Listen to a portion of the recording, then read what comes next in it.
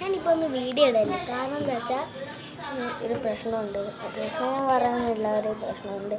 എന്താ വെച്ചാൽ നമ്മൾ ഫ്രീ ഫയറിൻ്റെ അക്കൗണ്ട് ബാനായി. ഞാൻ ഒരു ഹാക്കറിനെ നോമ്പ് തന്നെ ഒരു കണ്ടുവച്ചായിരുന്നു.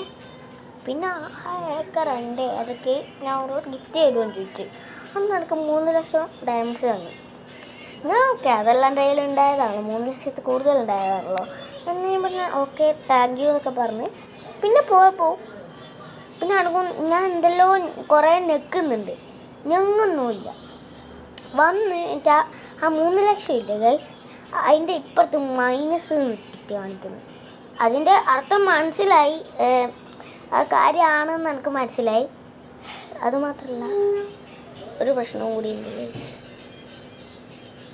ആ ഡയമണ്ട് ശരിക്കുള്ള ഡയമണ്ടാണെന്ന് വിചാരിക്കുന്നവർ ശരിക്കുള്ള ഡയമണ്ടാണെന്ന് വിചാരിക്കുന്നവർ ലൈക്ക് അടിക്കൂ.